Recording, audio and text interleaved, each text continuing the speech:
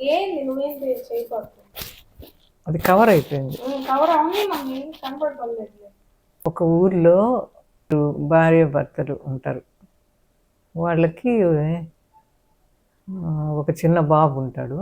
ఆ బాబుకి 3 or 4 years ఉండేటప్పుడు వాళ్ళ ఫాదరు చనిపోతాడు. ఆయనకి హార్ట్ ట్రబుల్ వస్తుంది. వచ్చినప్పుడు ఆయన ఉండేటప్పుడు చాలా బాగా జరుగుతూ ఉంటుంది వాళ్ళకి. మంచిగా ఉద్యోగం చేసి వాళ్ళని బాగా చూసుకుంటూ ఉంటాడు. ఆమెకు కష్టం తెలియకుండా ఉంటుంది అనమాట. బాగా లేకుండా వచ్చినప్పుడు ఆమెకి హాస్పిటల్ ఖర్చులు చాలా అవుతాయి. ఇంకా వాళ్ళ దగ్గర ఉండే డబ్బంతా పెడుతుంది. తర్వాత గోల్డ్ అమ్మడం మొదలు పెడుతుంది అనమాట. ఆమెకుండే గోల్డ్ అంతా కూడా ఒక్కొక్కటి అమ్మి ఆయనకి ట్రీట్మెంట్ ఇవ్వడానికి ఖర్చు పెట్టేస్తుంది. తర్వాత ఇంకా వాళ్ళ దగ్గర ఏముండదు. చాలా ఖర్చులు అవుతుంటాయి హాస్పిటల్లో. అప్పుడు ఆమె ఏం చేస్తుందంటే ఇంట్లో ఒక్కొక్క వస్తువు అమ్మడం, ఆ డబ్బులు ఆయనకి ఖర్చు పెట్టడం అట్లా చేస్తూ ఉంటుంది. తర్వాత కొంత అప్పు కూడా అవుతుంది అనమాట. ఆయన అంత ఖర్చు పెట్టినా కూడా చనిపోతాడు. బాబుని పెంచడానికి ఆమె దగ్గర ఏమి డబ్బులు ఉండవు.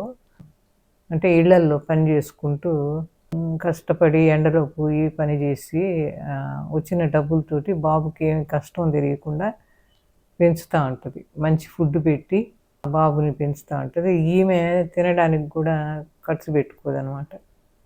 స్కూల్లో చదివించాలని ఆశ. అందుకని చాలా కష్టపడి తర్వాత స్కూల్లో ఖర్చులకి పెట్టి చదివిస్తుంది అనమాట. వాడు చాలా బాగా చదువుతూ ఉంటాడు. ఇంకా హెడ్ మాస్టర్కి, టీచర్స్కి అందరికీ బాగా నచ్చుతాడు అనమాట మంచిగా చదువుతూ ఉంటే. తర్వాత క్లాస్లో ఫస్ట్ రావడం.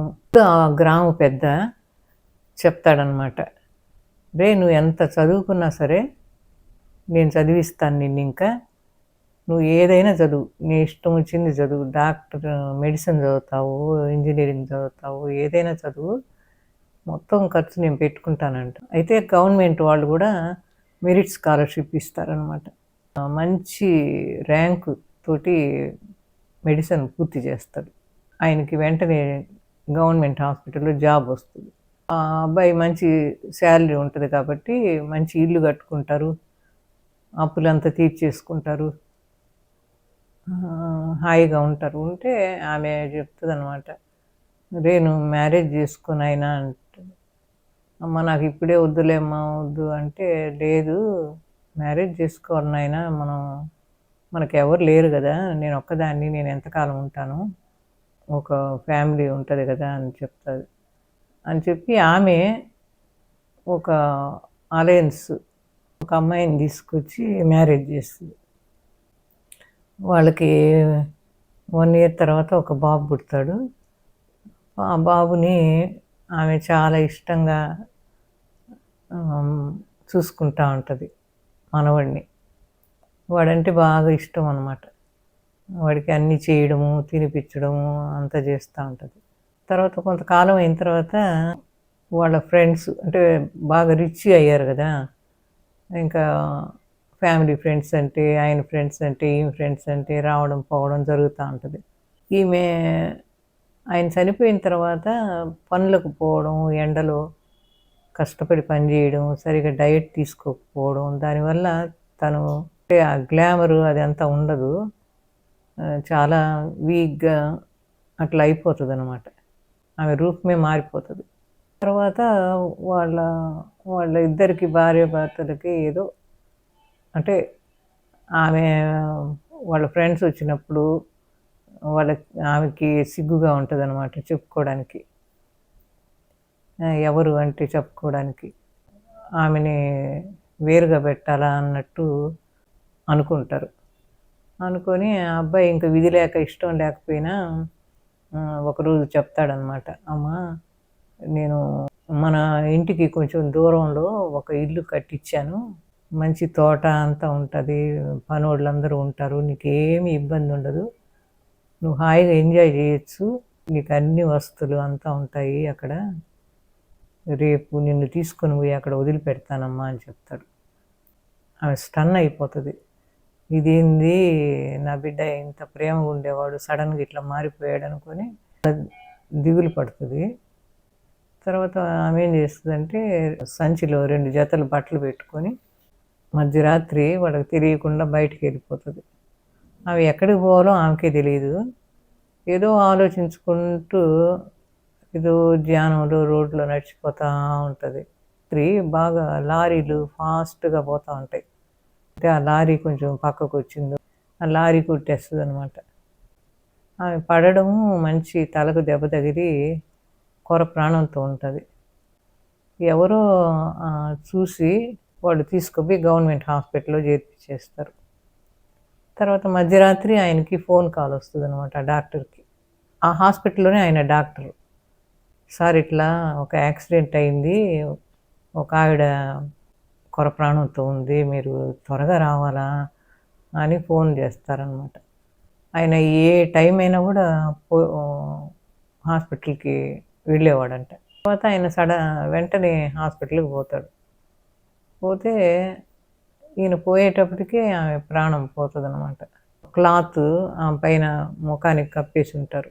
ఆయన సడన్గా వచ్చేటప్పటికి ఏమైందంటే, అయిపోయింది సార్, మేమేం చేయలేకపోయాము, చేయగలిగింది చేసాము, రూమ్లో పేషెంట్ ఉందంటే పోతాడు ఆయన.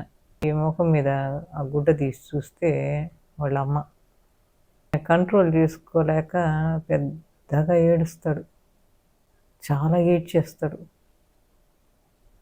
అప్పుడు వాళ్ళు ఆ నర్సెస్ వాళ్ళంతా, సార్ ఏం సార్, ఎవరో దారిన పోయేవాళ్ళు చనిపోతే అట్లా ఏడుస్తూ ఉన్నారు, ఎందుకు సార్, మనకు ఎంతమంది వస్తుంటారు పేషెంట్స్ యాక్సిడెంట్స్ అయ్యి అని అంటే, అప్పుడు ఆయన చెప్తాడనమాట, ఆమె ఎవరో కాదమ్మా, తల్లి, మా అమ్మ, ఆమె వాళ్ళ ఇంట్లో ఉందనుకుంటాడు. ఆమె ఆయనకి తెలియకుండానే బయటకు వచ్చేస్తుంది అనమాట. కాబట్టి మనం we have to show hour love to them until it is too late.